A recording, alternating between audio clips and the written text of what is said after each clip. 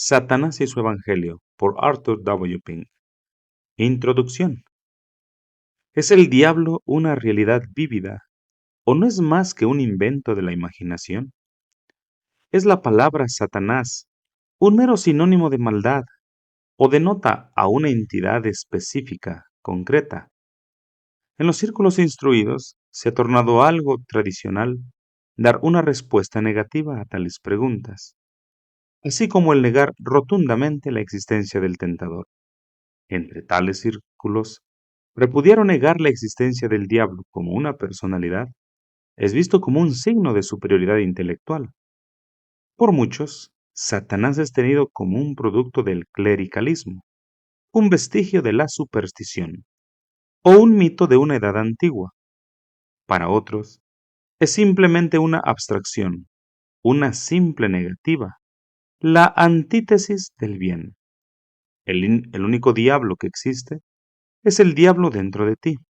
Es la última palabra que ofrece el pensamiento moderno. Las palabras que Goethe puso en la boca de Mefistóteles, soy el espíritu de la negación, son aceptadas como una buena definición funcional de lo que es el diablo. Es considerado como, de una manera meramente abstracta, como el principio del mal. Pero el concepto más general que se tiene de Satanás es distinto al anterior. La idea popular, aquella que prevalece entre las masas, puede reunirse a partir de las representaciones gráficas que se hacen de él y que aparecen en los pósters callejeros, al igual que en las revistas ilustradas, y que aparecen en los escenarios, donde es graficado como un monstruo grotesco de forma humana, con cueros, pezuñas y una cola bifurcada. Tal concepción es un insulto al intelecto de las personas, y en consecuencia, el diablo ha llegado a ser tenido como un fantasma con el que asustar a los niños, o como un sujeto adecuado para los chistes y bromas.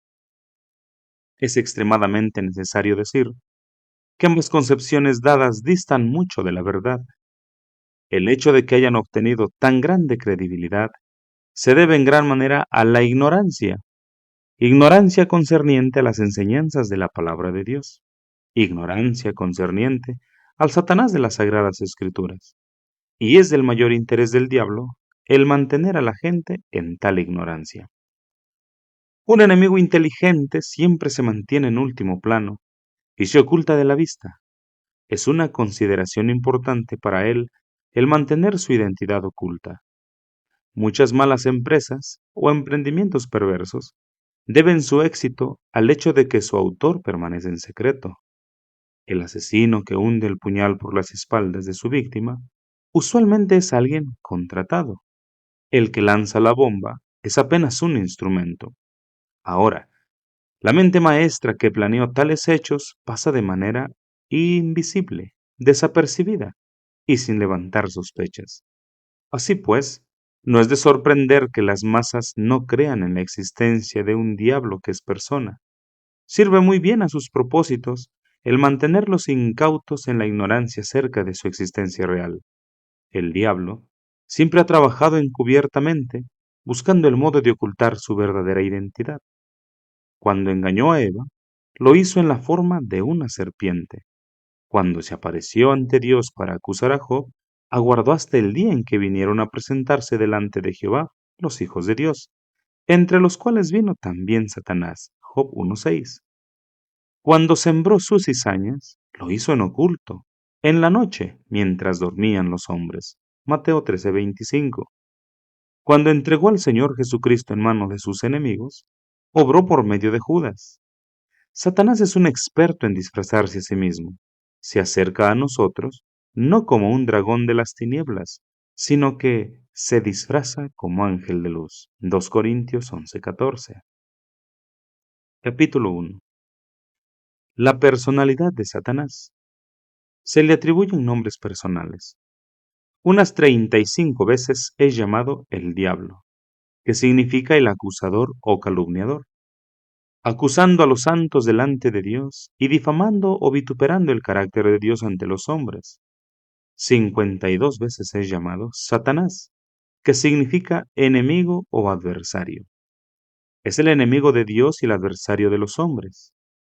El nombre Satanás alude a su carácter, el adversario maligno de todo bien, en Dios o en sus criaturas. Diablo se refiere a la forma en que lleva adelante sus designios malvados, mediante calumnias mentirosas, falsas acusaciones y difamaciones perversas. Es denominado como el príncipe de este mundo, Juan 14:30, lo cual define su posición respecto a esta tierra. Es llamado Belcebú, Mateo 12:27, poniéndolo como cabeza de los demonios.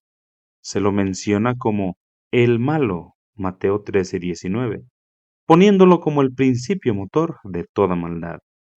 Es titulado como Apolión, el destructor, Apocalipsis 9:11, que lo vincula a la fosa del abismo.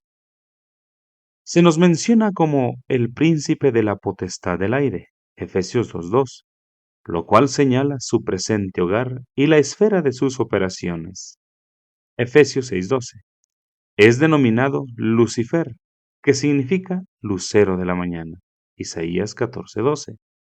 Un título que parece haberle pertenecido antes de su apostasía. Es llamado el Dios de este siglo, 2 Corintios 4:4, ya que Él es quien inspira y dirige todas las falsas religiones. Es llamado mentiroso y padre de mentira, Juan 8:44, dado que es el opositor de la verdad desde el principio. Estos y otros títulos que se le dan a Satanás no tendrían sentido a no ser que sea un ser personal. Características personales son descritas acerca de él. Inteligencia.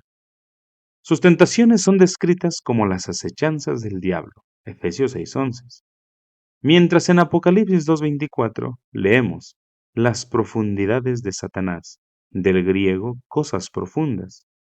Más adelante en Apocalipsis 12:9 es denominado el gran dragón, la serpiente antigua que se llama Diablo y Satanás, el cual engaña al mundo entero.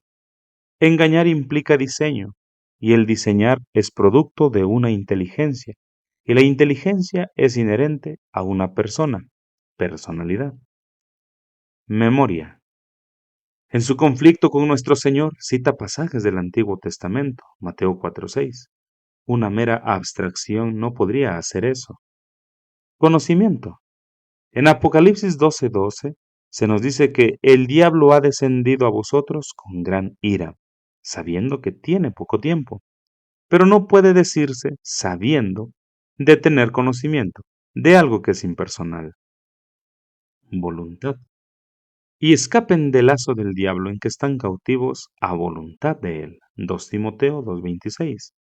Como caíste del cielo, oh lucero hijo de la mañana, cortado fuiste por tierra, tú que debilitabas a las naciones, tú que decías en tu corazón, subiré al cielo, en lo alto, junto a las estrellas de Dios, levantaré mi trono, y en el monte del testimonio me sentaré a los lados del norte. Isaías 14:12-13.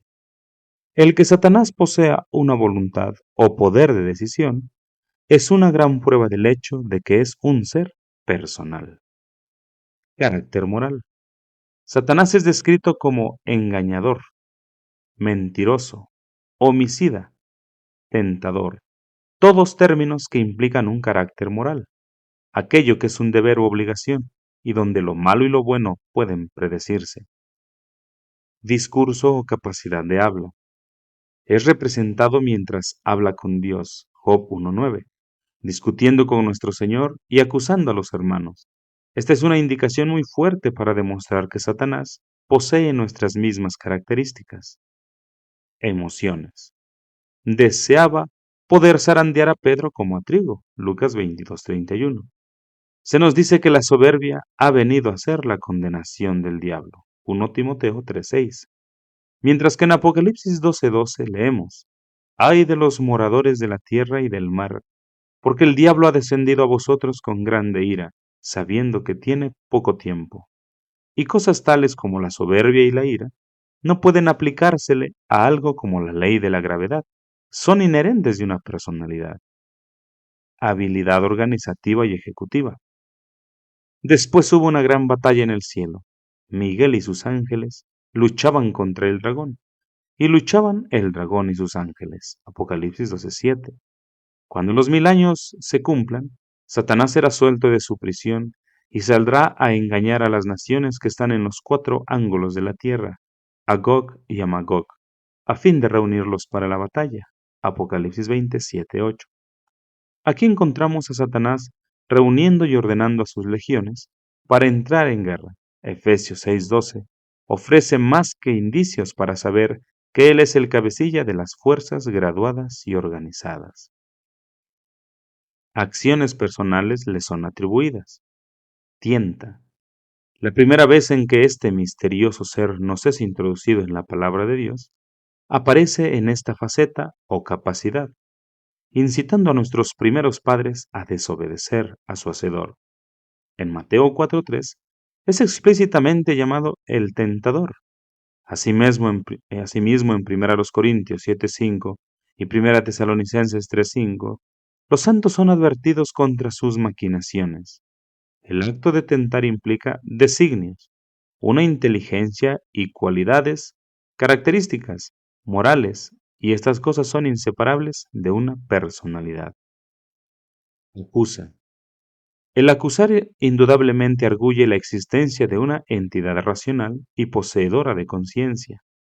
Entonces oí una gran voz en el cielo que decía: Ahora ha venido la salvación, el poder y el reino de nuestro Dios, y la autoridad de su Cristo, porque ha sido lanzado fuera el acusador de nuestros hermanos, el que los acusaba delante de nuestro Dios día y noche. Apocalipsis 12:10. Este versículo nos da una visión del invisible y nos presenta a nuestro enemigo maliciosamente impugnando a los santos delante de Dios. Dos ilustraciones notables acerca de esta, su empresa, nos son dadas en las Escrituras. En Job 1:9 al 11 lo encontramos acusando al viejo patriarca, y en Zacarías 3 del 1 al 5 le vemos delante de Dios tratando de oponer resistencia a Josué, el sumo sacerdote. No hemos de comentar ahora acerca de estos impresionantes pasajes. Es una bendición saber que todos los esfuerzos de Satanás a este respecto resultan en vano. ¿Quién acusará a los escogidos de Dios? Dios es el que justifica. Romanos 8:33. Es hacedor de guerra.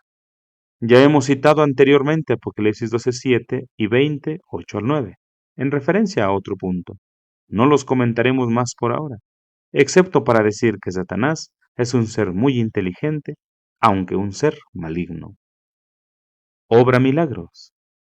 Esto abre un amplio tema en sí mismo, en el cual no podemos adentrarnos en detalle ahora. Nos contentaremos con mencionar dos referencias escriturales. Cuando Moisés y Aarón obraron sus milagros frente a Faraón como credenciales de su cometido divino, leemos que llamó también Faraón sabios y hechiceros, e hicieron también lo mismo los hechiceros de Egipto con sus encantamientos. Éxodo 7:11.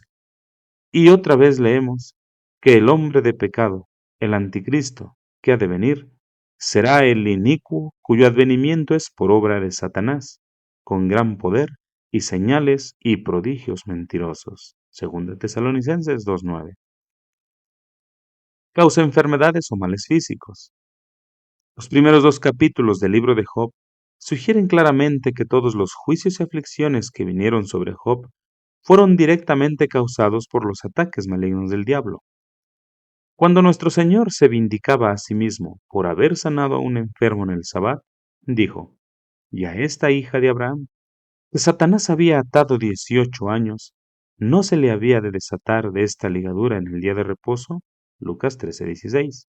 Y otra vez, luego de que el apóstol Pablo había sido llevado al tercer cielo, le fue enviada una aflicción para que no se enaltezca en sobremanera, a causa de la grandeza de las revelaciones que le habían sido dadas. Y tal aflicción es descrita como un aguijón en mi carne, un mensajero de Satanás. 2 Corintios 12:7. Obra en y a través de la maldad. Así como leemos que Dios es el que en vosotros, en el creyente, produce así el querer como el hacer por su buena voluntad, en Filipenses 2:13, también leemos que Satanás es el espíritu que ahora opera en los hijos de desobediencia, Efesios 2:2. Otra evidencia de sus actividades está dada en Mateo 13. en emulación de nuestro Señor, que dispersó la buena semilla en el campo. Satanás fue y sembró cizaña. La tentación que Satanás hizo a nuestro Señor prueba que se trata de un ser personal. Ninguna mente imparcial puede leer cuidadosamente el capítulo 4 de Mateo sin llegar a la conclusión de que aquí tenemos un conflicto real entre dos personas, nuestro Señor Jesucristo y Satanás. Si negamos que este último se nos presenta en forma definitiva como una persona, también deberíamos negarlo en cuanto al primero. Es decir, para responder que admitir aquí que Cristo es una persona real, pero que el diablo debe ser entendido como una personificación del mal, es blasfemia, dado que impugnaría el carácter de nuestro bendito Señor. A diferencia de cada hijo de Adán caído, que es formado en iniquidad y concebido en pecado, el Señor Jesucristo fue sin pecado. Él es santo, inocente, sin mancha, apartado de los pecadores. Hebreos 7:26. No hay pecado en él. 1 Juan 3:5. Él, el santo de Dios. Marcos 1:24. Él mismo declaró el príncipe de este mundo, y él nada tiene en mí. Juan 14:30. Así pues, como no había ningún mal en nuestro bendito Señor, quien le tentó necesariamente, hubo de ser externo y personal, una persona. Negar que Mateo 4 presenta a Satanás como una entidad personal equivale a vituperar a la persona de nuestro Señor o a reducir toda la narración a un mero sinsentido. Todo lo dicho sobre Satanás en este capítulo indica y da a entender que es una persona real y actúa como el mismo Señor Jesús. El tentador vino a él. Habla, sí, razona y argumenta. Llevó a Cristo a la santa ciudad, hizo cita de los salmos, le mostró todos los reinos de la tierra, buscó que el Salvador le adorara, y a su palabra entonces lo dejó. Todo esto es prueba contundente para aquellos que creen en la inspiración divina de las Escrituras de que Satanás es un ser viviente, un individuo. Finalmente, el hecho de que la palabra de Dios anuncie que Satanás ha de ser arrojado al pozo del abismo y después al lago de fuego, implica que es un ser moralmente responsable, culpable. Una mera abstracción no puede ser castigada. Aquello que no es más que una negativa no podría ser atormentado. Aquello que sea incorpóreo e intangible no podría ser arrojado al lago de fuego. El hecho de que las Escrituras declaren que Satanás ha de ser castigado es una evidencia concluyente de que es una persona y una persona dotada de responsabilidad moral. Capítulo 2. El origen de Satanás. Ha de ser evidente para todos aquellos que tengan alguna familiaridad con el carácter santo y justo de Dios, que Él no podría crear nada que sea originalmente y esencialmente malo. El hombre es hoy una criatura pecaminosa, mas no siempre ha sido así. Eclesiastés 7:29. Originalmente, el hombre fue creado a la imagen y semejanza de Dios, mas por un acto voluntario de desobediencia, corrompió su propia naturaleza, viniendo a hacerse pecaminoso. Lo mismo es cierto en cuanto a los ángeles que apostataron. No fueron creados en una condición caída. Pedro nos dice que los ángeles pecaron. 2 Pedro 2:4.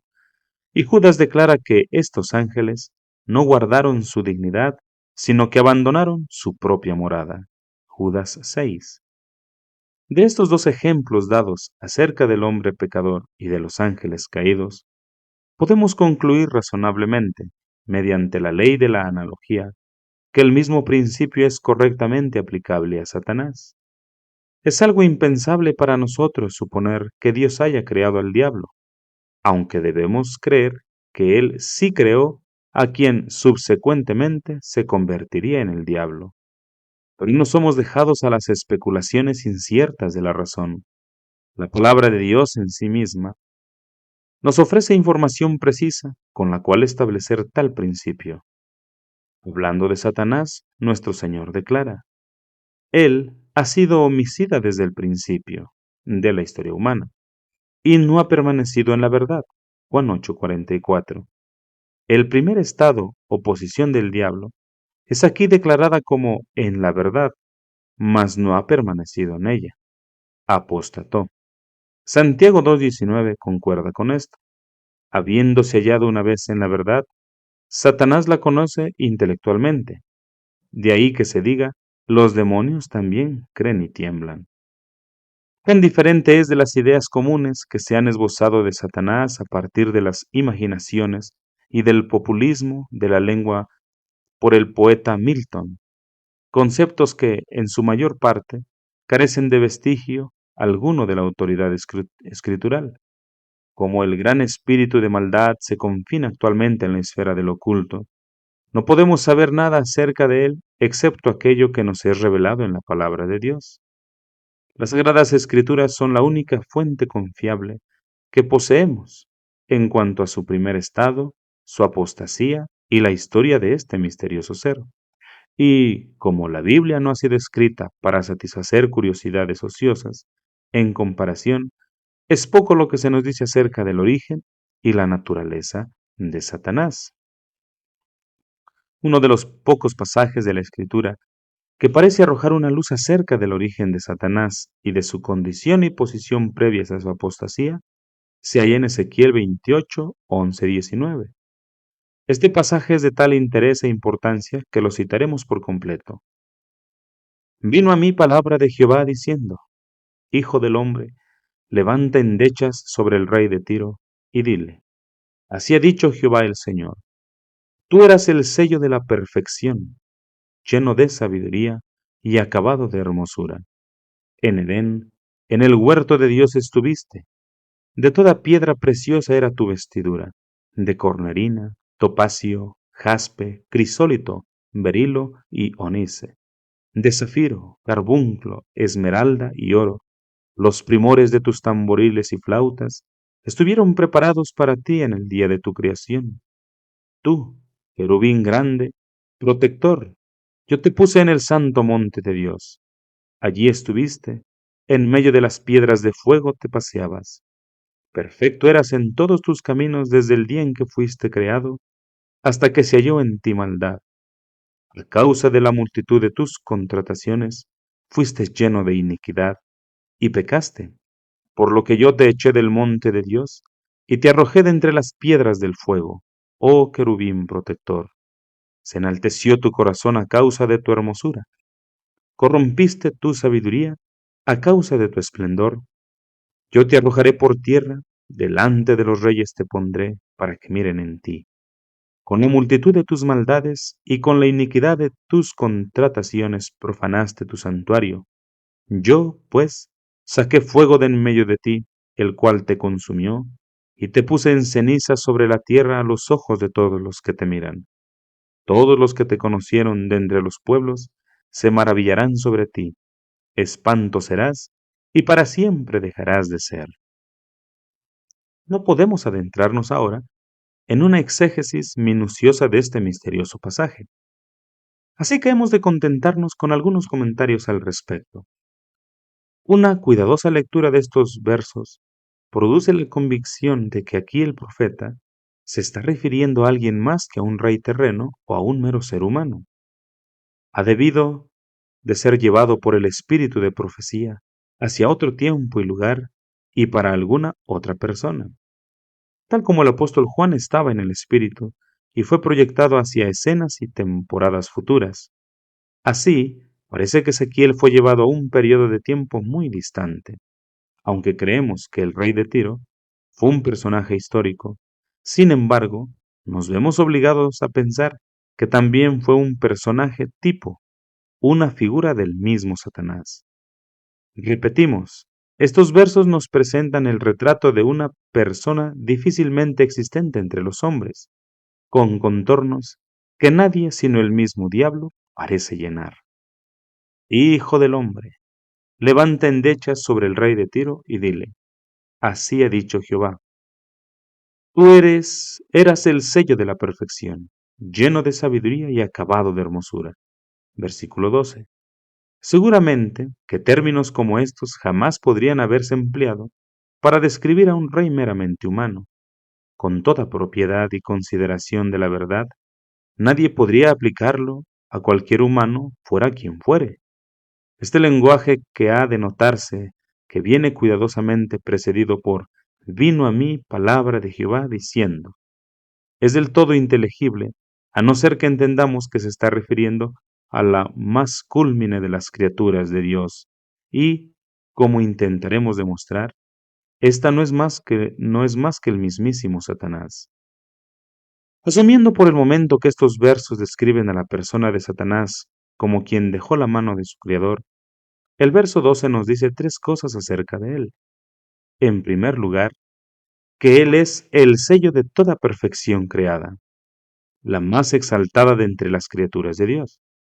En segundo lugar, que es o era interiormente lleno de hermosura, poseía la plenitud de la sabiduría creadora. Tercero, que era exteriormente acabado de hermosura. Estaba dotado con la plenitud de la excelencia creadora. El siguiente versículo, 13, amplifica la última oración del verso 12, dando 10 ítems en los que se describe su belleza. Tú, querubín grande, protector, yo te puse en el monte santo de Dios. Allí estuviste, en medio de las piedras del fuego te paseabas. Versículo 14. Estas palabras nos dicen algo acerca de la naturaleza de Satanás. Declaran su subordinación a Dios y arroja una luz en cuanto a la posición que ocupaba antes de su caída. En primer lugar, lo que respecta a su naturaleza. El ser al que aquí se está haciendo referencia es llamado querubín. Debemos enfatizar en que la forma plural es querubines. Nos llevaría demasiado lejos de nuestra presente investigación el examinar ahora todas las criaturas que traten sobre los querubines, que son profundamente interesantes. Mas ahora nos será suficiente con decir que los querubines se distinguen de los ángeles, aparentemente superándolos en rango, y que probablemente sean la más cúlmines de las criaturas de Dios.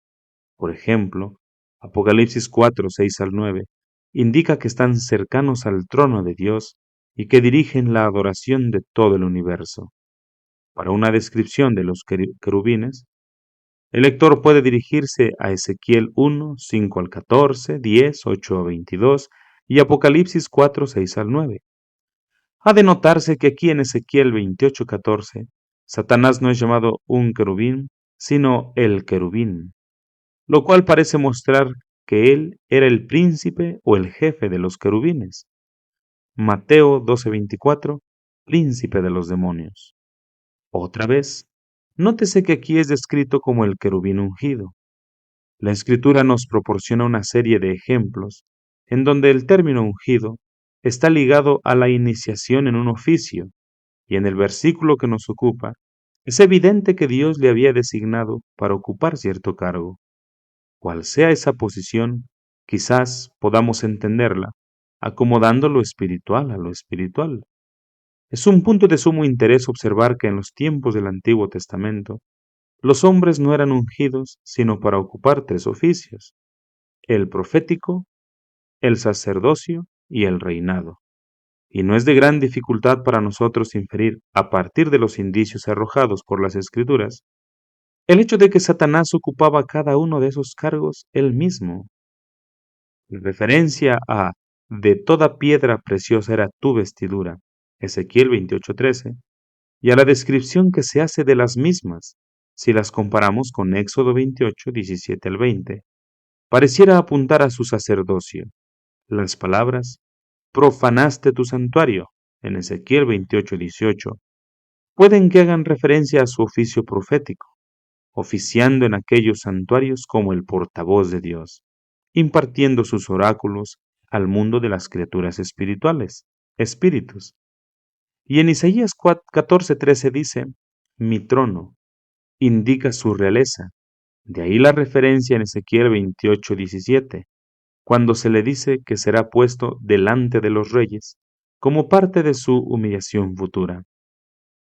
Antes de que pasemos de este interesantísimo punto acerca de Satanás como el querubín ungido, en vista de Primero de Crónicas 16:22, No toquéis, dijo, a mis ungidos. Y de Éxodo 22:28, no injuriarás a los jueces, ni maldecirás al príncipe de tu pueblo. Así tal vez podamos entender mejor por qué el arcángel Miguel no se atrevió a proferir juicio de maldición contra él, el diablo, sino que dijo, el Señor te reprenda. Judas 9. En segundo lugar, Ezequiel 28:14 nos enseña de la subordinación de Satanás a Dios. Yo te puse. La exaltada posición que Satanás ocupaba como profeta, sacerdote y rey eran suyos, no por mérito propio o logro alguno, sino que le fueron delegados por su Creador. Era un don, un regalo de su soberano. Salmo 75:7, Daniel 2:37-38 y Romanos 9:17. Tercero, la posición que ocupaba antes de su caída. En cuanto a esta parte de nuestro tema, tendremos más que decir en uno de los siguientes capítulos, y por el momento daremos una breve mirada a las palabras, yo te puse en el santo monte de Dios, allí estuviste, en medio de las piedras de fuego te paseabas, más que suficiente. Comparándolo con 2 de Pedro 1:18 y otros pasajes similares de las Escrituras, la referencia al Santo Monte parece apuntar al lugar en el cual Dios manifestaba su gloria visiblemente. La siguiente expresión se erige confirmándolo esta conclusión. Éxodo 24:10 y Ezequiel 1:25-27. Aparentemente indican que las piedras de fuego están situadas al pie del trono de Dios. De ahí, pensamos que Ezequiel 28:14 está puesto para enseñarnos esto. Antes de su caída, Satanás era el querubín ungido, la más excelsa de las criaturas de Dios, quien había sido colocado por su Hacedor en una posición muy cercana al trono de la deidad. Para resumir esta porción de nuestro estudio, la enseñanza de la Escritura, que brevemente hemos considerado, parece indicar así: primero, Satanás fue creado por Dios. Ezequiel 28:15. En segundo lugar, que por naturaleza pertenecía al orden de los querubines. Tercero, que era el cabecilla o jefe de este género o clase, la más sublime de entre las criaturas de Dios, el querubín. Cuarto, que, como tal, ocupaba el rango más próximo al de Dios, el sello de la perfección, Ezequiel 28:12. Quinto, que internamente era lleno de sabiduría. Sexto, que en apariencia externa era brillante y hermoso. Séptimo, que parece haber ocupado los cargos de profeta, sacerdote y rey, colocado en tal posición por Dios. Y décimo, que originariamente, había estado o permanecido en la verdad. Juan 8:44. Capítulo 3. La caída de Satanás. El hecho de que Satanás haya caído viene a demostrar lo que hemos dicho al principio del capítulo anterior, a saber, que Dios no creó al diablo, sino que creó a quien luego habría de convertirse en tal. La realidad de que Satanás cayó no es únicamente anunciada solo por las profecías del Antiguo Testamento, a las cuales deberemos referirnos nuevamente, sino que también es algo que el mismo Señor Jesús enseñó de forma explícita. Yo veía a Satanás caer del cielo como un rayo. Lucas 10:18. Las palabras como un rayo sugieren tres ideas. Primero, el esplendor de quien cae, concordando con Ezequiel 28:17. Corrompiste tu sabiduría a causa de tu esplendor. Segundo, lo repentino de su caída. Tercero, su condena, siendo el rayo uno de los juicios divinos. La causa inmediata de su caída nos es claramente revelada. Muchos pasajes vuelcan su luz sobre este solemne aspecto de nuestro estudio. Citaré otra vez Ezequiel 28:17. Se enalteció tu corazón a causa de tu hermosura. Corrompiste tu sabiduría a causa de tu esplendor. Como alguien dijo una vez, he aquí el primer pecado que rompió con la calma de la eternidad y que suscitó la tormenta cuya ira no cesa a cada incremento de violencia, y así será hasta que Él lo reprima para siempre con su palabra. Calla, enmudece. Las palabras "se enalteció tu corazón a causa de tu hermosura" sugieren que el querubín ungido, en vez de encontrar su mayor deleite en la contemplación de las excelencias divinas, se volvió en ocupación hacia su propia belleza y, como Proverbios 16:18 declara, antes del quebrantamiento es la soberbia, y antes de la caída la altivez de espíritu. Por lo que estos elevados pensamientos que Satanás tenía sobre sí mismo terminaron provocando su ruina. Con esto concuerda 1 Timoteo 3:6. No sea que envaneciéndose caiga en la condenación del diablo. La dirección, rumbo, de la soberbia de Satanás nos es manifestada claramente en Isaías 14:12 al 15. ¿Cómo caíste del cielo, oh querubín, lucero hijo de la mañana? Cortado fuiste por tierra, tú que debilitabas a las naciones, tú que decías en tu corazón, subiré al cielo, en lo alto, junto a las estrellas de Dios, levantaré mi trono, y en el monte del testimonio me sentaré, a los lados del norte, sobre las alturas de las nubes subiré, y seré semejante al Altísimo. Mas tú derribado eres hasta el Seol, a los lados del abismo. En nuestro examen realizado sobre Ezequiel 28, vimos que las palabras yo te puse en, versículo 14, indican que la posición de autoridad que poseía Satanás le había sido delegada por Dios. Su pecado, por consiguiente, consistió en el repudio, desobediencia de la supremacía de su Hacedor. Se había determinado a ser igual al sublime. No estaba satisfecho con un puesto subordinado, sino que aspiraba a la igualdad con el Todopoderoso. ¿Qué fue lo que ocasionó su caída? ¿Sugiere o establece la palabra de Dios alguna respuesta para este interrogante? Tal vez no directamente, sin embargo, nos inclinamos a creer que sí arroja una luz. En Apocalipsis 13:8 se nos dice que Cristo era el Cordero que fue inmolado desde el principio del mundo. En el propósito de Dios, y nos detenemos a preguntar, ¿fue este decreto divino dado a conocer a las inteligencias angélicas antes de que Adán fuera creado? Creemos que así pudo haber sido. ¿A qué se refiere sino el Espíritu Santo cuando dice, entonces hablaste en visión a tu santo y dijiste, he puesto el socorro sobre uno que es poderoso, he exaltado a un escogido de mi pueblo? Salmo 89:19. ¿A quién le hablaba Dios cuando hizo esta declaración? ¿Quién era su auditorio cuando continuó diciendo, hallé a David mi siervo, lo ungí con mi santa unción? Él me clamará, mi Padre eres tú, mi Dios y la roca de mi salvación. Yo también le pondré por primogénito, el más excelso de los reyes de la tierra. Salmo 89:27. Entonces hablaste.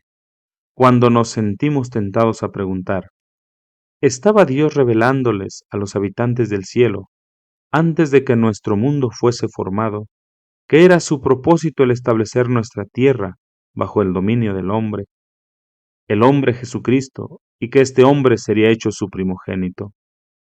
Un título que habla no sólo de prioridad, sino de una posición de honor, dignidad y privilegios supremos. Ha de notarse que en las Escrituras, en muchos pasajes, el Señor Jesús es mencionado como David, que significa el amado. ¿Hubo algo entonces que ocurrió allí en la unción de David que nos diga, mediante un tipo o figura, lo que sucedió cuando Dios les dio a conocer a los habitantes del cielo su designio en ungir a aquel que habría de ser la raíz y el linaje de David? La respuesta a esta interrogante posiblemente pueda encontrarse en 1 Samuel 16. Y Samuel tomó el cuerno del aceite y lo ungió a David en medio de sus hermanos. Y desde aquel día en adelante el Espíritu de Jehová vino sobre David. Versículo 13.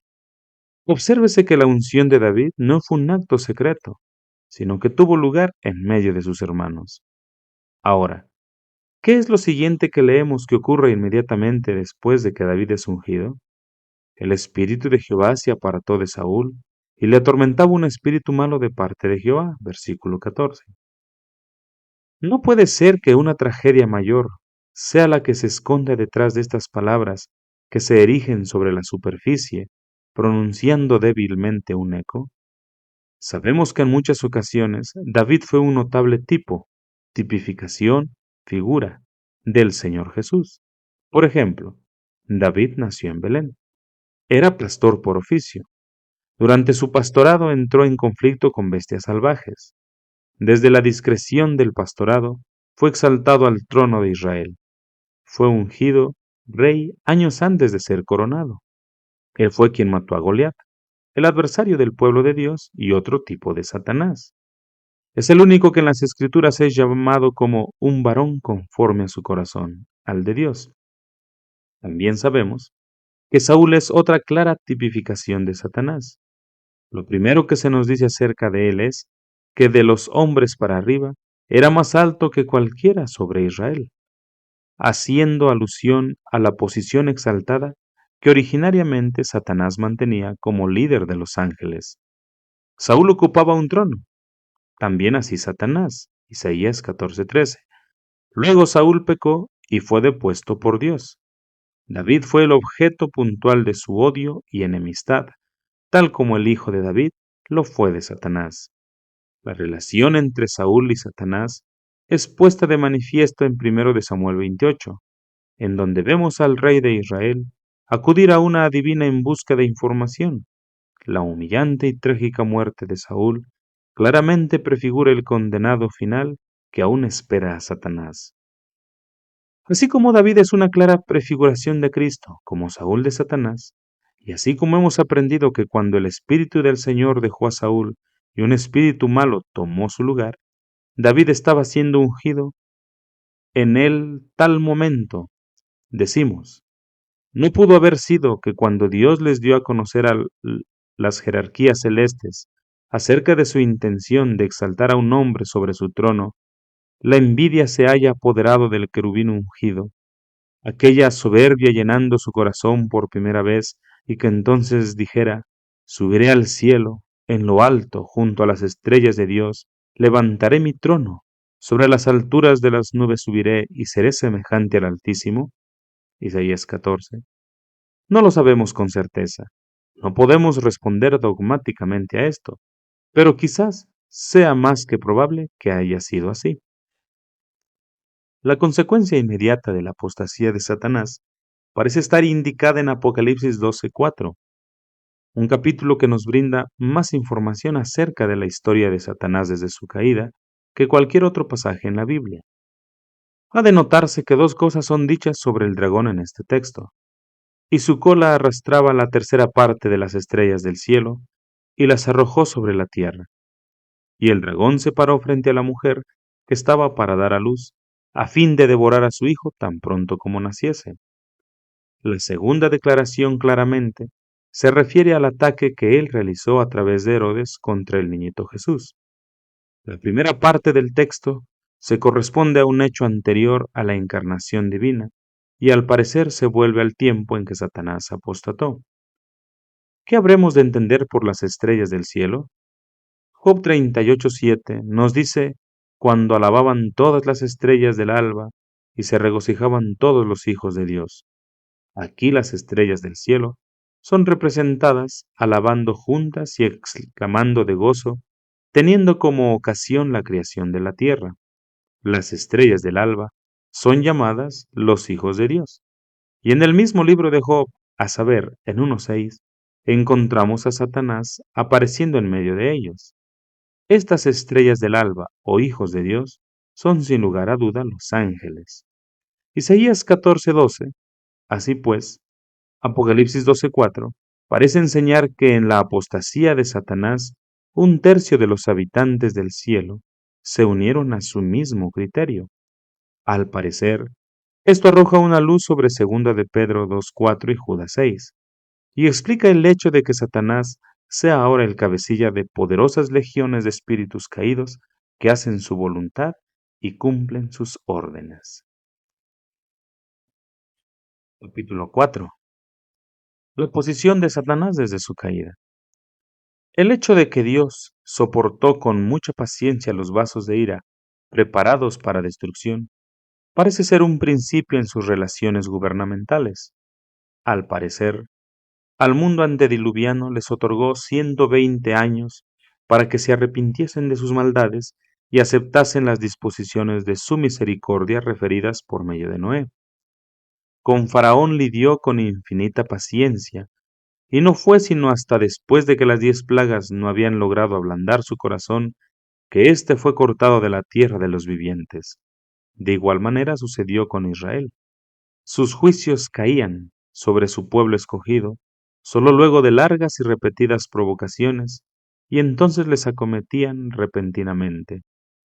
Al principio fueron subyugados por pueblos vecinos y enemigos, luego fueron llevados cautivos, pero no fue sino luego de 50 siglos de incredulidad y rebelión que fueron dispersados por todo el mundo.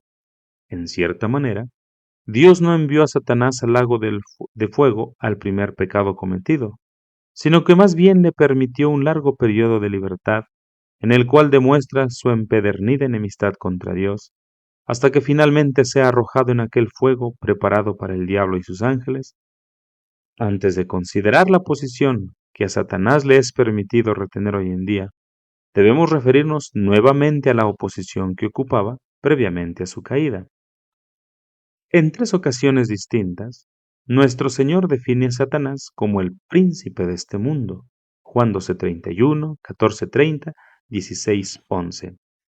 De paso, nótese que él no lo reconoce como rey, sino como príncipe, esto es, como alguien que ocupa un cargo subordinado, implicando su responsabilidad en reconocer y tener a uno por encima de él. De donde puede preguntarse, ¿se ha convertido Satanás en el príncipe de este mundo? Para esto, pensamos que una respuesta doble habrá de responder. En primer lugar, la palabra de Dios proporciona varios indicios generales que apuntan a que Satanás era el príncipe de este mundo mucho antes de que Adán siquiera fuera creado. Para esta sugerencia, en parte, estamos en deuda con un libro escrito por el difunto señor Pember, titulado Edades tempranas de la Tierra. El lector pensante de Génesis 1 indudablemente será sorprendido por el contenido de los primeros 2 versos. Naturalmente habrá de preguntarse, ¿por qué una tierra creada por Dios habría de estar desordenada y vacía? O, como el hebreo sugiere, un desperdicio vacío o ruina. De seguro que, como creador perfecto, no crearía una tierra imperfecta, y no lo hizo así. Isaías 45:18, que contiene las mismas palabras hebreas encontradas en Génesis 1 y 2, expresamente declara, porque así dijo Jehová, que creó los cielos. Él es Dios, el que formó la tierra, el que la hizo y la compuso, no la creó en vano. O si tradujéramos del hebreo, al igual que en Génesis 1:2, no la creó desordenada y vacía, en ruina. ¿Cómo se armonizan entonces estas declaraciones con Génesis 1:2? La respuesta es, Génesis 1:2 debe traducirse como, y la tierra se volvió desordenada y vacía, o en un desperdicio vacío o ruina. Pero ¿cuándo y cómo se volvió de esta forma? Probablemente mucho antes del punto referido en Génesis 1:1. Entre los versículos 1 y 2 de Génesis existe un espacio para un largo intervalo de tiempo, durante el cual una terrible calamidad ocurrió, resultante en la tierra, originalmente creada por Dios, convirtiéndose en una ruina. Pero, ¿qué calamidad podría estar en consonancia con tal desastre? Decimos que la única respuesta que parece ser adecuada es la caída de Satanás. Refiriéndonos nuevamente al pasaje de Ezequiel 28, ha de observarse que en el versículo 13, Dios dice acerca del querubín ungido, en Edén, en el huerto de Dios estuviste. Y esto, se ha notado, sucede en un pasaje previo a que cualquier referencia sobre su caída sea mencionada. Creemos que aquí Edén se refiere a lo que era un jardín preadánico. He aquí otro pasaje que apunta a una tierra preadánica e inhabitada, a saber, Jeremías 4, 23, 26. Miré a la tierra, y he aquí que estaba asolada y vacía. Miré a los montes, y he aquí que temblaban, y todos los collados fueron destruidos. Miré, y no había hombre, y todas las aves del cielo se habían ido. Miré, y aquí el campo fértil era un desierto, y todas sus ciudades eran asoladas delante de Jehová, delante del ardor de su ira. Este es el único pasaje que, aparte de Génesis 1:2 e Isaías 45:18, contiene las palabras hebreas tohu y bonhu, desordenada y vacía. Parece ser entonces que Dios le encomendó a Satanás el gobierno de esta tierra preadámica, haciéndole su príncipe gobernante. Esta conclusión es plenamente concebida a partir de Isaías 14, 13, 14, pasaje que ya hemos citado con anterioridad. Tú que decías en tu corazón, subiré al cielo, en lo alto, junto a las estrellas de Dios, levantaré mi trono, y en el monte del testimonio me sentaré, a los lados del norte, sobre las alturas de las nubes subiré, y seré semejante al Altísimo. Lenguaje cual implica que la posición geográfica ocupada por Satanás estaba por debajo del cielo. De ahí concluimos que, como consecuencia de la apostasía del príncipe de este mundo, sus dominios fueron desolados y destruidos por Dios. Con ninguna otra hipótesis podríamos explicar la catástrofe ocurrida entre los primeros dos versículos del Génesis, que resultan en una tierra desordenada y vacía, y cubierta por las aguas del juicio. En vista de una mayor corroboración de la posición aquí explicada, a saber, que existió un mundo anterior a Adán, un mundo que estaba habitado y poblado, y sobre el cual Satanás regía como príncipe, habremos de notar que Dios mandó a nuestros primeros padres a que fructificasen y se multiplicasen y llenasen la tierra, repoblar. Por otra parte, la conclusión anterior hace que para nosotros sea más fácil entender por qué Satanás tenía que intentar seducir a nuestros primeros padres, haciendo que desobedeciesen a su Hacedor. Estaba lleno de envidia y odio al ver a un hombre puesto para gobernar sobre la esfera que una vez él mismo había regido. Finalmente, estamos en una mejor posición para discernir la importancia de aquella palabra de Génesis 2:15. Tomó pues Jehová Dios al hombre y lo puso en el huerto de Edén para que lo labrara y lo guardase. La palabra hebrea que aparece aquí es frecuentemente traducida como preservar. Vea el acontecimiento de Génesis 3:24, que expone bien el ámbito de aplicación de esa palabra. El uso de la misma en Génesis 2:15 parece aludir a la posibilidad de que alguien se acercara a Adán para disputarle el derecho de propiedad. Esto nos lleva a la segunda parte de nuestra respuesta a la pregunta, ¿cuándo se convirtió Satanás en el príncipe de este mundo?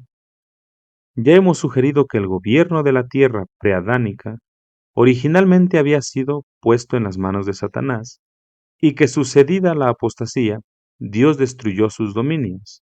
En Génesis 1, leemos que en 6 días Dios hizo la presente tierra en la cual vivimos. Sobre este mundo, como el lenguaje de Génesis 1:28 claramente sugiere, Dios estableció a Adán. Y los bendijo Dios y les dijo, fructificad y multiplicaos, llenad la tierra y sojuzgadla, y señoread en los peces del mar, en las aves del cielo, y en todas las bestias que se mueven sobre la tierra. El dominio sobre toda criatura viviente conectada con esta tierra fue encomendado a sus manos. Salmo 8. Pero Adán se volvió en apostasía, y Satanás, logrando arrebatar el cetro de la soberanía de la tierra de sus manos, se convirtió nuevamente en el príncipe de este mundo. Que tal es el caso es claramente demostrado en Lucas 5:6. Y le llevó el diablo a un alto monte, y le mostró en un momento todos los reinos de la tierra, y le dijo el diablo, a ti te daré toda esta potestad y la gloria de ellos, porque a mí me ha sido entregada y a quien quiero yo la doy. Satanás declara que todos los reinos de la tierra le pertenecen a él, y Cristo no impugnó ni refutó tal declaración. Por el contrario, como ya se ha señalado, en 3 ocasiones distintas, él le reconoció como el príncipe de este mundo. Pero queda aún un pensamiento más para considerar antes de que nos volvamos de esta parte interesantísima a nuestro estudio. Satanás reside aquí, en este mundo actual, como un usurpador. Este mundo ya no le pertenece. Está aquí solo bajo la tolerancia divina. El cetro de esta tierra le ha sido arrebatado de sus manos y dentro de poco será removido de estos dominios que ahora han sido adquiridos por otro. En Mateo 13:44 leemos, además, el reino de los cielos es semejante a un tesoro escondido en un campo, el cual un hombre halla y lo esconde de nuevo, y gozoso por ello va y vende todo lo que tiene y compra aquel campo. En el verso 38 de este mismo pasaje, leemos que el campo es el mundo. En la cruz nuestro Señor compró lo que Adán perdió en la caída, la tierra y su dominio. De ahí en Apocalipsis 5, comparado con Jeremías 32, 6 al 15, hallamos que solamente Cristo posee las escrituras de la propiedad de esta tierra. Por eso decimos que Satanás está hoy en la tierra como usurpador. Cristo es su príncipe legítimo, el príncipe de paz. Consecuentemente, lo primero que tendrá lugar cuando Cristo vuelva a esta tierra será la eliminación de Satanás del mismo. El señor Jennings, en su obra admirable, Satanás, ha señalado que en el Antiguo Testamento, una tipificación confirmatoria de la presente usurpación de Satanás, a saber, en la historia del rey Saúl, mas Saúl desobedeció, o, para usar un lenguaje que sugiere el paralelismo que aquí deseo mantener, se halló maldad en él. Vea Ezequiel 28:15. Y fue despojado de su reinado. El reino fue rasgado de él. Primero de Samuel 15, 27, 28. Y entonces Dios ungió a otro rey de su propia elección, un rey pastor, David. Ahora, nadie cuestiona que David haya sido una tipificación del amado Hijo de Dios. ¿Por qué no debiera de sernos también Saúl una tipificación de su oponente? Con seguridad que lo es. Pero, y este es el punto que debemos considerar y observar cuidadosamente, Saúl retuvo el trono de Israel y siguió siendo reconocido como el rey aún mucho después de que divinamente había sido rechazado. La sentencia es pronunciada, pero el juicio no es ejecutado al mismo tiempo. Mientras David, el ahora verdadero rey, es cazado cual perdiz por los montes o encuentra su refugio en la cueva de Adulam. Dios no interviene al instante mediante el poder, ni arrebata la dignidad del reinado de Saúl, a pesar de que había perdido todo título de posesión sobre las mismas, y las había puesto en manos de David. El poder es de Saúl, la posesión de David. Este último es el rey y el primero el que falló. ¿No ves la clara y maravillosa analogía? Satanás también, mientras ha perdido todo título derecho de la posición del trono de la tierra, lo consideraremos más cuidadosa y directamente, tal como Saúl lo hizo. Todavía se aferra a sus dignidades, posesiones y poder. Reclama, al igual que Saúl, todo el poder de su gobierno, mientras que el verdadero David, a quien todo le pertenece por derecho, está, por así decirlo, en la cueva de Adulam, donde unos pocos descontentos, quienes no se contentan con tal situación de los hechos, han encontrado su camino hacia él y se le deben aún en el día de su rechazo, como el legítimo Señor de todo. Así pues, mientras al presente Satanás es el príncipe de este mundo, somos guiados por la analogía de esta historia inspirada, como por cada escritura clara, a considerarlo como el príncipe usurpador, un príncipe en poderío, mas no en derecho legítimo. Sin embargo, a pesar de que ahora es un usurpador como lo fue Saúl, desde que fue ungido por rey divinamente, al igual que también lo había sido Saúl, la dignidad de tal unción aún persiste sobre él, siendo tan así que Miguel reconoció dicha dignidad, no profiriendo maldición sobre él sino más bien con reverencia. E incluso David dijo de Saúl que era el ungido de Jehová, y diciendo, el Señor te reprenda. Capítulo 5. La obra de Satanás. Luego de haber insistido de manera algo extensa en la persona de Satanás y la posición que ha ocupado tanto antes como a partir de su caída, pasamos ahora a considerar su obra. El apóstol declara, pues, que no ignoramos sus maquinaciones. 2 Corintios 2:11. La palabra de Dios no solo arroja mucha luz acerca de la naturaleza y carácter del diablo, sino que también nos informa en lo concerniente a su obra y a los métodos que emplea para llevarla a cabo. Ya hemos visto cómo las ideologías populares que las masas mantienen sobre la persona de Satanás son completamente erróneas y engañosas, y mucho más sucede así con lo que a su obra respecta. La creencia general, o popular, es que Satanás es responsable por toda la maldad perteneciente a la esfera moral. De esta manera el hombre pretende quitarse de sus propios hombros la carga de su responsabilidad, que tienta a los hombres a cometer pecados como el robo, la embriaguez, los vicios, etc., mientras que la palabra de verdad nos muestra el hecho de que sus energías están abocadas principalmente al ámbito espiritual. Ahora bien, hay una ley de interpretación bíblica en la que la primera mención que se haga de algo en la palabra de Dios alude y prevé mucho de lo cual habrá de ser posteriormente desarrollado. Una ilustración de este principio puede apreciarse respecto de Satanás. En la primera vez que las Sagradas Escrituras nos lo presentan, nos dan a conocer su verdadero carácter. La esfera en la cual opera está claramente revelado, y los métodos que emplea son expresamente establecidos.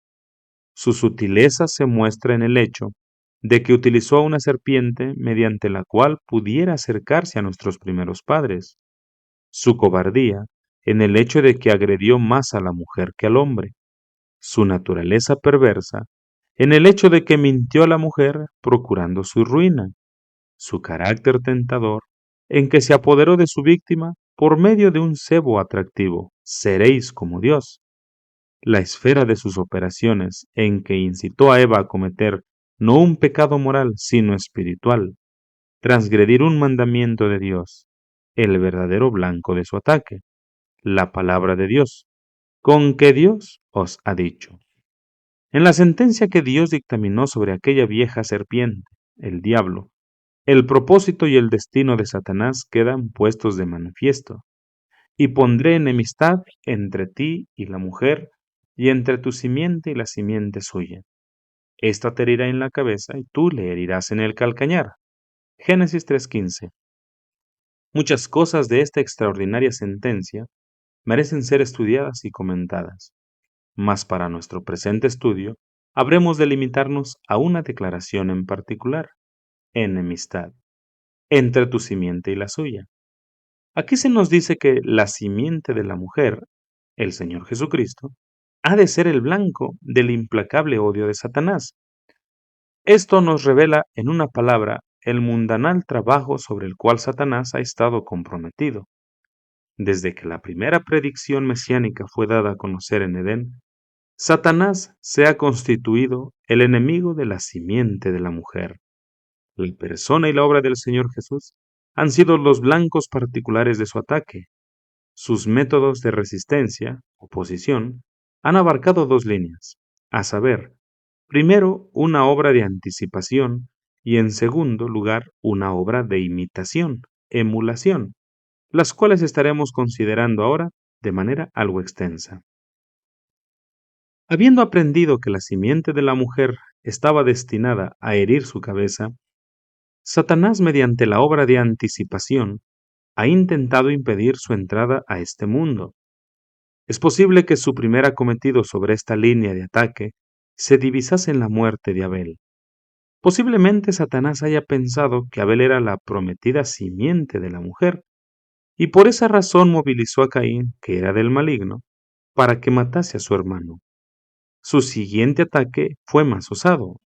En Génesis 6 aparece un número considerable de Nefilim, llamados los hijos de Dios, seres celestiales caídos, que abandonaron sus moradas, Judas 6, descendieron a esta tierra y cohabitaron con las hijas de los hombres en un intento por destruir la raza humana mediante la producción de una raza de monstruos. El buen estudiante de la palabra está muy consciente de cuán cerca del éxito estuvo Satanás en este intento, dado que, a excepción de una sola familia, Noé y su casa, toda la raza humana fue destruida por Dios mediante el diluvio. Tiempo después, Dios revela a Abraham su plan, su propósito, de que todas las familias de la tierra serían benditas en su simiente. En otras palabras, que el Redentor y el aplastador de Satanás, quien habría de venir, sería uno de sus descendientes según la carne.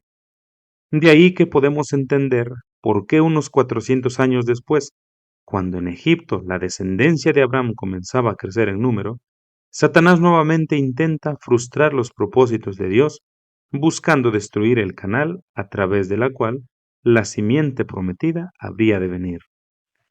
No puede existir duda al respecto de que fue Satanás quien movió a Faraón para emitir el edicto ordenando que todos los hijos varones de los hebreos debieran ser muertos. Tiempo aún más tarde, Dios dio a conocer al rey David el hecho de que el Mesías prometido habría de nacer de la tribu real de Judá. Poco tiempo después encontramos a Satanás realizando otro intento más para frustrar a Dios, como puede observarse en la división del reino, cuando las 10 tribus realizaron un duro y prolongado esfuerzo para exterminar a la tribu de Judá. Otros ejemplos del Antiguo Testamento pueden citarse: el complot de Amán para matar a todos los judíos, etc., en los que podemos ver los esfuerzos de Satanás para evitar el advenimiento de la simiente de la mujer. Pero ahora iremos al Nuevo Testamento. Cuando se llegó el cumplimiento del tiempo y Dios envió a su Hijo, nacido de mujer, Gálatas 4:4, Satanás prontamente hizo un esfuerzo para destruir la vida de todos los niños pequeños, Apocalipsis 12:4. A través de Herodes mató a todos los niños de Belén de 2 años para abajo, pero su esfuerzo fue en vano, porque José, siendo advertido por Dios en sueños, tomó al niño y a su mujer y huyeron a Egipto. Al comienzo del ministerio de nuestro Señor, en la tentación, Satanás procuraba que él se arrojara desde el templo.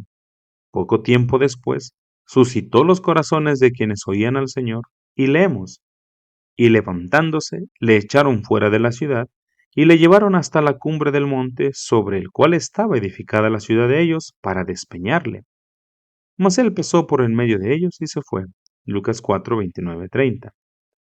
En otra ocasión, donde, cansado por el trabajo del día, nuestro Señor dormía en la proa de la barca, otro atentado contra su vida era realizado. El príncipe de la potestad del aire azotó el mar de Galilea, haciéndolo furioso, hasta que el mar estuvo tan fiero que los discípulos temían que su pequeña nave estuviera ya condenada. Y no fue sino hasta que el creador del mar le ordenó a éste aquietarse, que la trama del diablo se vio desbaratada.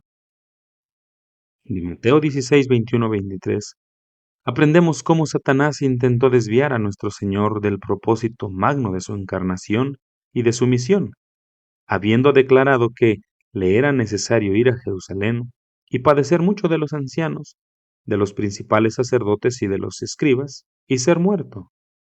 Pedro le llevó aparte y le dijo: en ninguna manera esto te acontezca.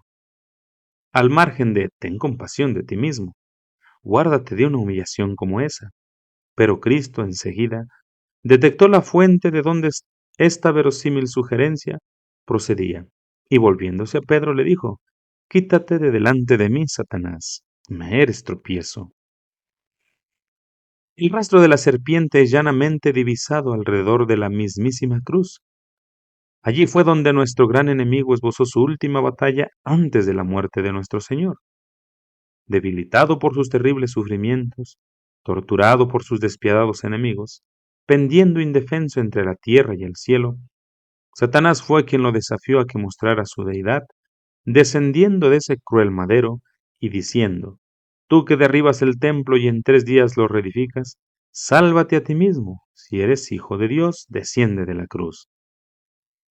mas gloria sea dada a su bendito nombre, nunca titubeó, paciente y majestuosamente, soportó sus sufrimientos, hasta exclamar en triunfo, consumado es, y entregó su espíritu en las manos del Padre. Pero así y todo, Satanás no se daba por vencido. Habiendo sido llevado el sagrado cuerpo de nuestro Señor desde la cruz al sepulcro, Satanás seguía en lo suyo, asegurándose de que la tumba estuviera bien sellada y custodiada por una compañía de soldados romanos. Ah, Satanás, si hubieras tenido éxito en mantener aquel cuerpo en la tumba, sin duda que habrías triunfado. Pero no, una vez más has sido derrotado. La tumba no puede retener a su víctima. La muerte no puede retener al Señor de la vida. Fuera de la tumba levantóse en poderoso triunfo sobre sus enemigos. Aleluya. Cristo levantóse y vive para siempre.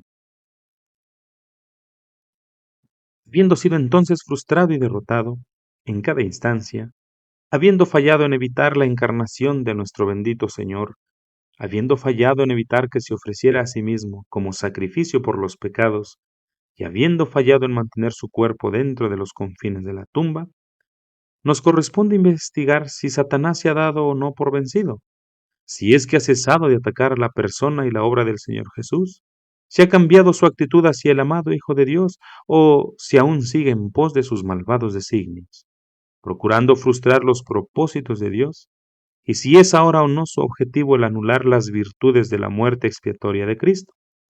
La respuesta a estas preguntas es de la mayor importancia. Nuevamente debemos recurrir a la infalible palabra de Dios, si es que queremos encontrar información confiable a este respecto. En la parábola de la cizaña, nuestro Señor expuso los métodos que Satanás está empleando durante su ausencia en esta tierra. En la parábola anterior, nuestro Señor se compara a sí mismo como aquel que fue a sembrar la preciosa semilla, trigo, y en la parábola que ahora vemos, nos declara que Satanás también hizo algunas siembras que fue y dispersó, sembró cizaña entre el trigo. Ha de notarse que no sembró cardos ni espinos, sino algo que se asemeja tanto, en gran manera, al grano genuino, que no es sino hasta el momento de la siega, cuando uno puede distinguir al uno del otro. A continuación se observa que la cizaña, aunque tan parecida al trigo, en el tronco, en el tallo, no lleva fruto, no produce nada.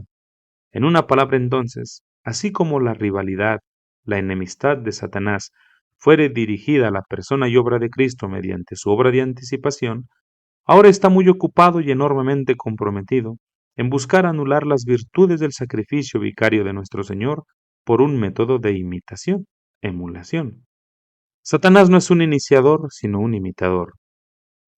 Dios tiene un único Hijo unigénito, el Señor Jesús, y así también Satanás tiene al hijo de perdición. Segundo Tesalonicenses 2:13. Existe una Trinidad divina, y de modo similar, existe también una Trinidad diabólica. Leemos de los hijos de Dios, y así mismo leemos de los hijos del malo. Como Dios obra en nosotros, así el querer como el hacer por su buena voluntad, también se nos advierte de que Satanás es el espíritu que ahora opera en los hijos de desobediencia. Existe un misterio de la piedad, 1 Timoteo 3:16, y de la misma manera existe un misterio de iniquidad, 2 Tesalonicenses 2:7.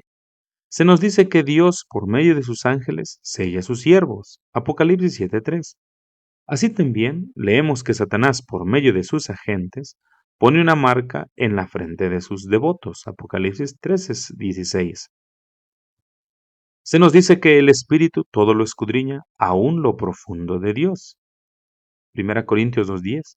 Y de igual manera, Satanás también proporciona de sus profundidades, véase el griego de Apocalipsis 2:24, así como Cristo realizó milagros, también puede hacerlo Satanás.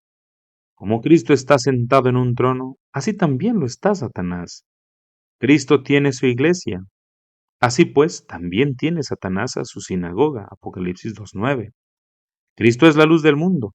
Así también El mismo Satanás se disfraza como ángel de luz. 2 Corintios 11:14. Así como Cristo designó a sus apóstoles, también lo hizo Satanás con los suyos. 2 Corintios 11:13. Y esto nos lleva a considerar capítulo 6, el Evangelio de Satanás. Satanás es el archifalsificador. Como ya hemos visto, el diablo está muy ocupado ahora trabajando en el mismo campo donde el Señor sembró la buena semilla. Está intentando evitar que el trigo crezca sembrando otra planta, la cizaña, que se asemeja mucho al trigo en apariencia. En una palabra, mediante un proceso de imitación, está intentando anular la obra de Cristo. Así pues, como Cristo tiene un evangelio, Satanás tiene también el suyo, siendo este último una inteligente falsificación del primero. Tanto logra asemejarse el evangelio de Satanás a aquel al cual trata de parodiar, que multitudes de los que se pierden son engañados por él. Es a este mismo evangelio de Satanás al que el apóstol se refería cuando les dijo a los Gálatas: Estoy maravillado de que tan pronto os hayáis alejado del que os llamó por la gracia de Cristo para seguir un evangelio diferente. No que haya otro, sino que hay algunos que os perturban y quieren pervertir el evangelio de Cristo. Gálatas 1, 6 al 7. Este falso evangelio estaba siendo proclamado incluso en los días de los apóstoles, y la maldición más terrible fue declarada sobre aquellos que lo predicasen. El apóstol continúa: Mas si aún nosotros, o un ángel del cielo, os anunciare otro evangelio diferente del que os hemos anunciado, sea anatema. Con la ayuda de Dios es que ahora procuramos exponer, o más bien, desenmascarar a este falso evangelio. El evangelio de Satanás no es un sistema de principios revolucionarios, ni mucho menos un programa anárquico. No promueve guerra ni destrozos, sino que apunta a la unidad y a la paz. No busca poner a la madre contra su hija ni al padre contra su hijo, sino que fomenta el espíritu fraterno por el cual la raza humana es considerada como una gran hermandad. No busca ahogar al hombre natural, sino que busca embellecerlo y elevarlo. Aboga por la educación y el cultivo, y apela a lo mejor que hay en nosotros. Aspira a hacer de este mundo un hábitat tan agradable y confortable, de manera tal que la ausencia de Cristo no se sienta, y en donde Dios no sea necesario. Se empeña en ocupar tanto al hombre con este mundo, de modo tal que no tenga tiempo ni inclinación alguna a pensar acerca del mundo venidero. Propaga los principios del autosacrificio, la benevolencia y la caridad, y nos enseña a vivir para el bien de los demás y a ser amables con todos. Apela fuertemente a la mente carnal y es popular entre las masas, dado que éstas ignoran los hechos solemnes de que por naturaleza el hombre es una criatura caída, alienada de la vida de Dios y muerta en delitos y pecados, y de que su única esperanza yace en el nacer de nuevo. En contradicción con el Evangelio de Cristo, el Evangelio de Satanás enseña la salvación por obras, inculca la justificación ante Dios, teniendo como base los méritos humanos. Su frase sacramental es: sé bueno y haz el bien, pero falla en reconocer que en la carne no mora el bien, no hay nada bueno. Proclama la salvación por el carácter moral de uno, invirtiendo así el orden de la palabra de Dios, en donde el carácter moral es presentado como el fruto de la salvación. Sus diversas ramificaciones y organizaciones son muchas: la templanza, movimientos reformistas, ligas de cristianos socialistas, sociedades culturales éticas, congresos de paz. Todos están abocados, quizás sin darse cuenta, a la proclamación de este evangelio de Satanás: salvación por obras. Su tarjeta de garantía es el sustituto para Cristo: pureza social en lugar de la regeneración individual, personal, y políticas y filosofías a cambio de la doctrina y la piedad. La cultivación del viejo hombre es considerada más práctica que la creación de un nuevo hombre en Cristo Jesús, mientras que la paz universal se persigue aparte de, o de forma separada de, la interposición, mediación y retorno del príncipe de paz. Los apóstoles de Satanás no son dueños de clubes nocturnos o traficantes de blancas, sino que más bien son en su mayoría ministros ordenados, miles de quienes actualmente ocupan nuestros púlpitos modernos. Ya no están comprometidos en presentar los fundamentos de la fe cristiana, sino que se han apartado de la verdad y se han dado a las fábulas. En lugar de magnificar la enormidad, gravedad del pecado y de presentar sus consecuencias eternas, lo minimizan todo diciendo que el pecado es meramente la ignorancia o la ausencia del bien, en lugar de advertirles a sus oyentes de que huyan de la ira venidera. Hacen a Dios mentiroso, diciendo que Él es muy amoroso y misericordioso, como para mandar al tormento eterno a sus propias criaturas. En vez de declarar que sin derramamiento de sangre no se hace remisión de pecados, simplemente ponen a Cristo como el gran ejemplo y exhortan a sus oyentes a seguir sus pasos. De ellos debería decirse, porque ignorando la justicia de Dios y procurando establecer la suya propia, no se han sujetado a la justicia de Dios. Romanos 3:10. Sus mensajes pueden sonar muy plausibles y sus objetivos parecen parecer muy dignos de alabanza. Sin embargo, de ellos leemos, porque estos son falsos apóstoles, obreros fraudulentos, que se disfrazan o imitan como apóstoles de Cristo, y no es maravilla, porque el mismo Satanás se disfraza como ángel de luz. Así que, no es extraño, no es de sorprender, si también sus ministros se disfrazan como ministros de justicia, cuyo fin será conforme a sus obras. Además del hecho de que hoy en día cientos de iglesias carecen de un líder que fielmente declare todo el consejo de Dios y presente su camino de salvación, también debemos afrontar el hecho adicional de que la mayoría de las personas en tales iglesias son muy improbables como para aprender la verdad por sí solas. El altar familiar, el culto familiar, en donde una porción de la palabra de Dios solía ser leída a diario, es ahora, incluso en los hogares de cristianos nominales, prácticamente cosa del pasado. La Biblia no se expone en el púlpito ni se lee en el banco. Las demandas de esta era apresurada son tan numerosas que las masas tienen muy poco tiempo y cada vez menos inclinación para realizar sus preparativos para encontrarse, reunirse con Dios. De ahí que la mayoría, que es tan indolente como para escudriñar por sí misma, es dejada a merced de aquellos a quienes les pagan para que escudriñen por ellos, muchos de los cuales traicionan su confianza estudiando y exponiendo problemas sociales y económicos antes que los oráculos de Dios. En Proverbios 14:12 leemos, hay camino que al hombre le parece derecho, pero su fin es camino de muerte. Este camino que culmina en muerte es el engaño del diablo, el evangelio de Satanás, un camino de salvación por mérito humano. Es un camino que parece recto, esto es presentado en un lenguaje plausible tal que apela al hombre natural. Es expuesto de manera tan sutil y atractiva que se encomienda a sí mismo a la inteligencia de sus oyentes, en virtud del hecho de que se apropia de la terminología religiosa, a veces apela a la Biblia como respaldo, siempre que se adapte a su propósito.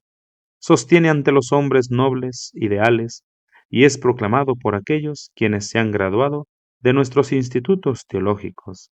Innumerables multitudes son engañadas y deterioradas por él. El éxito de un acuñador ilegal depende grandemente de cuán finamente la falsificación se asemeja al artículo genuino. La herejía no consiste tanto en la rotunda negación de la verdad como sí lo es en la perversión o degeneración de ésta. Por esto mismo es que media mentira siempre es mucho más peligrosa que el rechazo total. Y ahí que cuando el padre de la mentira entra en el púlpito, no es su costumbre el negar rotundamente las verdades fundamentales del cristianismo, sino que más bien las reconoce tácitamente, implícitamente, y entonces procede a dar una interpretación errónea y una aplicación falsa. Por ejemplo, no ha de ser tan tonto como para audazmente proclamar su incredulidad en un Dios personal. Toma la existencia de Dios como algo seguro, y entonces procede a dar una falsa descripción de su persona.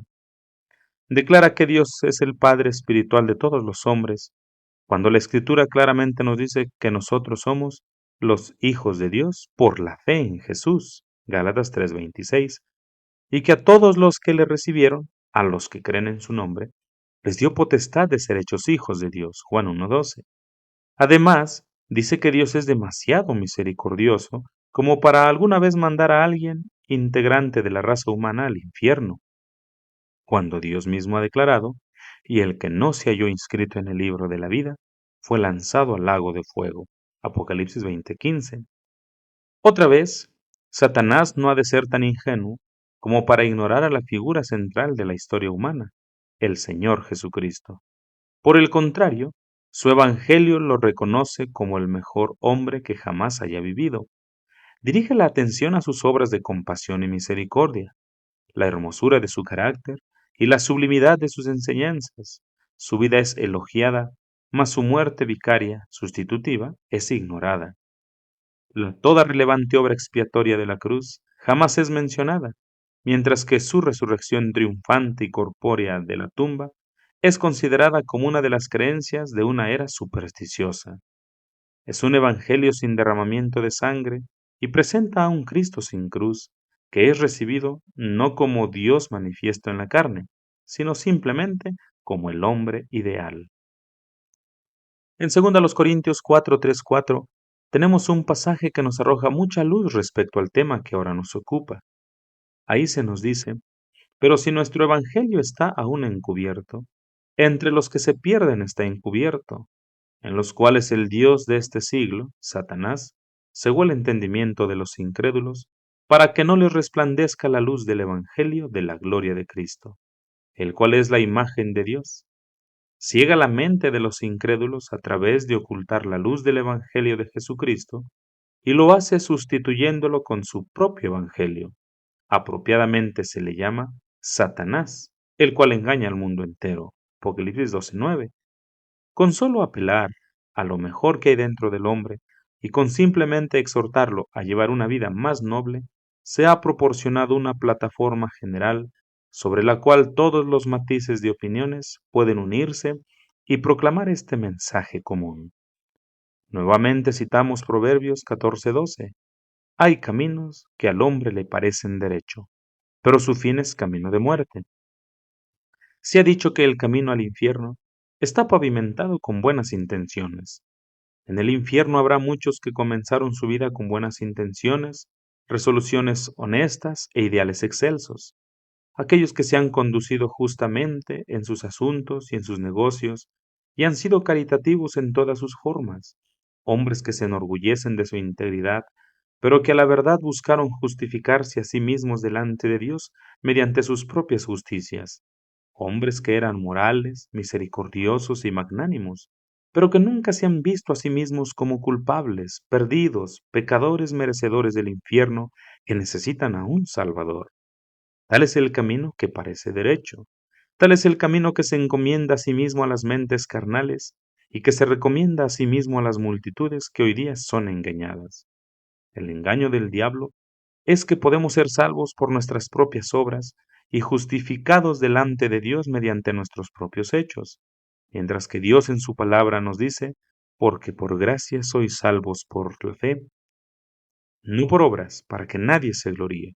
Y otra vez, nos salvó no por obras de justicia que nosotros hubiéramos hecho, sino por su misericordia.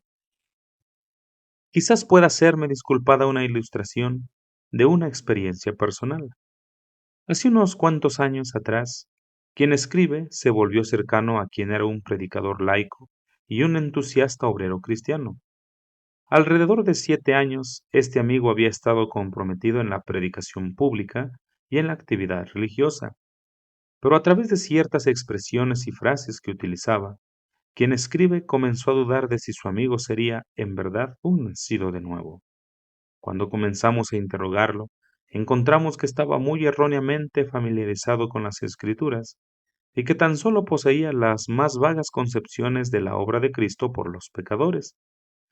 Durante un tiempo intentamos presentar el camino de la salvación de una manera simple e impersonal, y a animar a nuestro amigo a que estudiara las Escrituras por sí mismo, con la esperanza de que, si aún no era salvo, Dios tendría a bien el revelarle al Salvador que necesitaba. Cierto día, y para nuestra alegría, aquel que había predicado el Evangelio durante 7 años, nos confesaba haberse encontrado con Cristo apenas la noche anterior. Él reconoció, utilizando sus palabras, que había estado predicando al Cristo ideal y no al Cristo crucificado. El que esto escribe cree que hay miles como este predicador quienes, quizás, han sido traídos a la escuela dominical y enseñados acerca del nacimiento, la vida y las enseñanzas de Jesucristo, y que creen en la historicidad de su persona, y que espasmódicamente se esfuerzan por practicar sus preceptos, creyendo que eso es todo lo necesario para su salvación. Frecuentemente, esta clase de personas, cuando llegan a adultas, salen fuera por el mundo, encontrándose con ataques de ateos e infieles, y se les dice que tal persona como Jesús de Nazaret jamás ha existido. Pero las impresiones de su niñez no se borran fácilmente y permanecen firmes en su declaración de que creen en Jesucristo.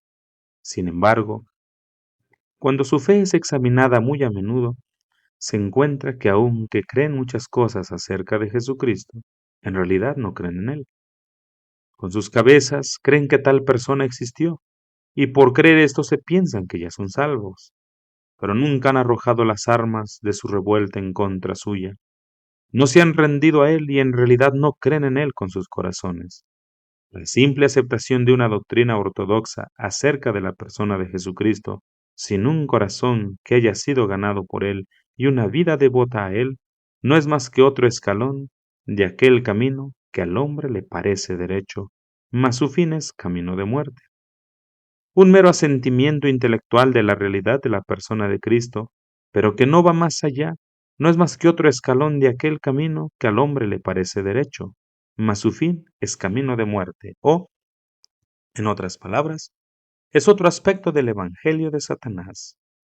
Y ahora, querido oyente, ¿en dónde te hallas tú? ¿Estás en el camino que parece derecho, pero que termina en muerte?